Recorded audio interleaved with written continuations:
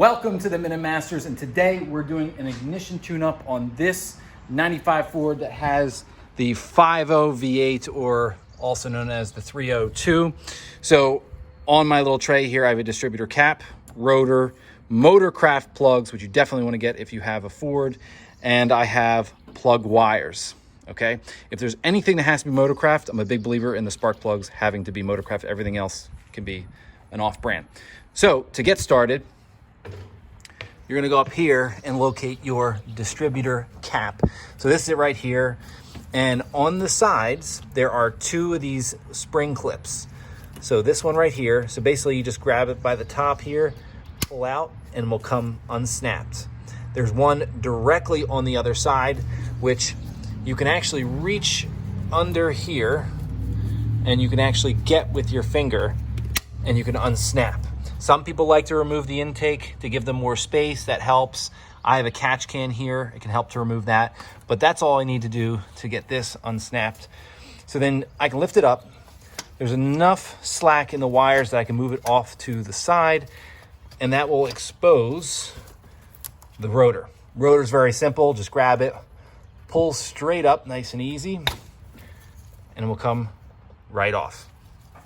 So we have our new rotor right here. Now on the back side, you'll see this little fin that sticks down. That lines up and goes right into that hole. So that's how you know you have your rotor in the correct location. So we will take that and we'll put it right in there. Bingo, ready to go. So then on to the rotor cap. So this MSD has two screws here. I'm going to take those two screws out, and then this is your ignition coil wire. I will take that out as well. So before you get started, one step you must do before you touch anything electric or ignition related is you have to disconnect the negative terminal on your battery. You want to reduce any possibility of shock or short to your system. So do that now.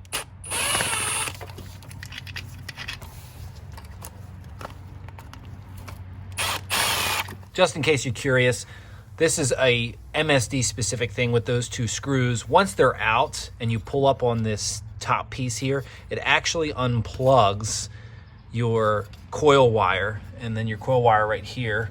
And then you just go over here and you pull back on these and it unplugs.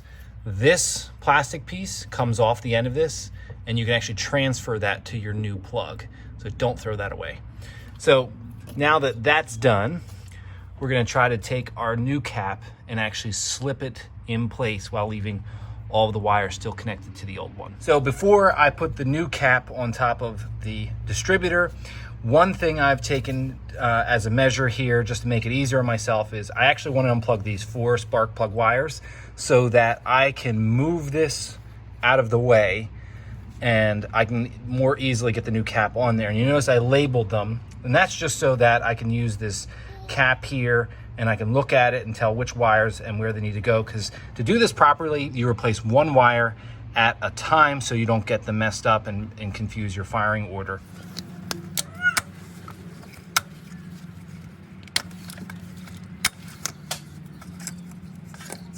So you'll notice this little notch right here on the side. Well, you have that same thing right here on the side of your new cap. So you just line them up, and it should fit on just like a glove. And then you have your 2 snaps on either side. So I'm gonna get this back snap on here, and then you get your front snap. So now that our distributor cap is installed, we can focus on the plugs and of course any of our wires. So I like to prep every single spark plug before we install. So part of that process to make sure they're gapped properly. If you buy them from the store, they aren't properly gapped. Now the gap is the distance between the electrode there and this little arm that comes over top. They're both, I think, technically called electrodes. So on a Ford, it should be 0.54.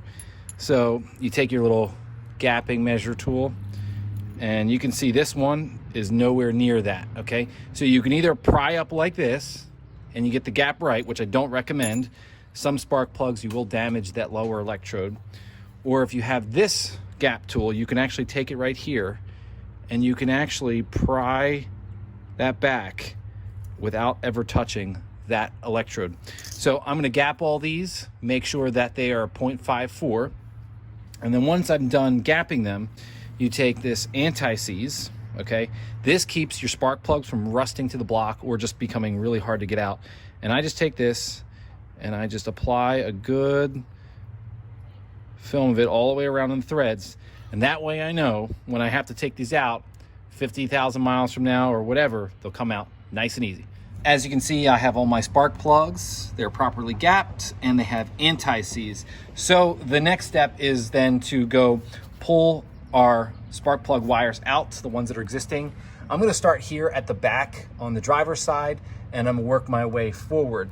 And basically, again, so we don't confuse anything, we're gonna pull one spark plug wire at a time. We'll replace one plug at a time and we'll connect them one at a time to the cap. Now, you'll notice this guy right here. This is a spark plug. They're like needle nose pliers, but they're meant for grabbing the boot right here, and you can pull out the existing spark plug wire. I'm telling you, these things are awesome. They make this job so much easier to do because sometimes you can't get your hands around it to pull them out, and pliers just slip off these things. They tear the boots. You definitely want a set of these. So, with that said, let's get started. So my general process is I get in here, I grab around the boot of the spark plug here with this puller,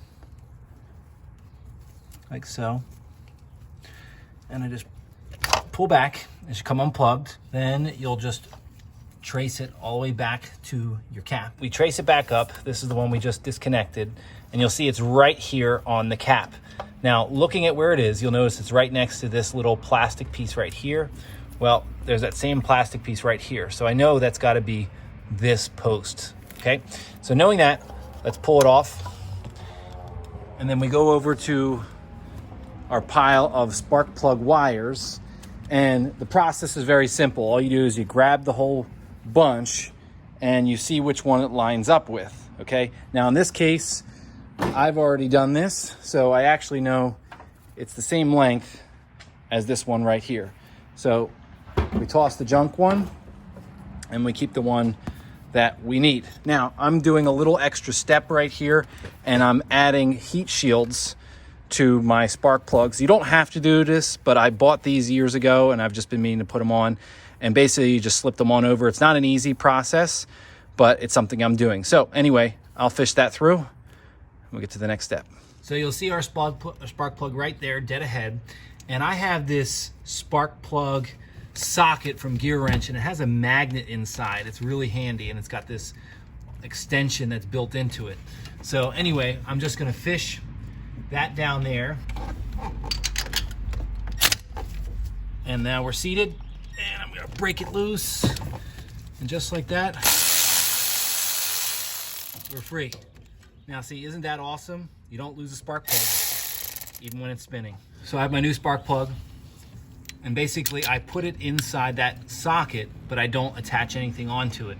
And then I know we're right here, and you can feel with your finger and find out where you are, but I kind of just fish it in there, and then I just kind of start trying to thread it by hand.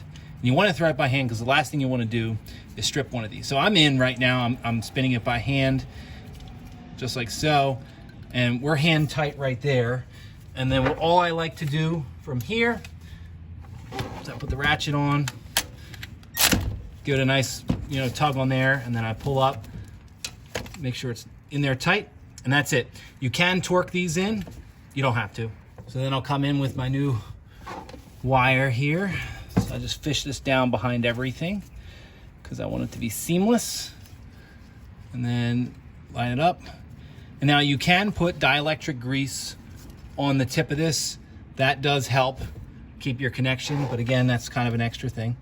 So you put it on there, you line it up. You can feel that where it is inside, and you push, and you can kind of feel a snap in your hands, and that's how you know it's on.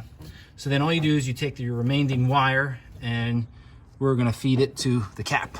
So I've taken the liberty of running the plug wire. So I ran it up through here, clipped it into this little keeper. You don't have to do that, but it cleans it up.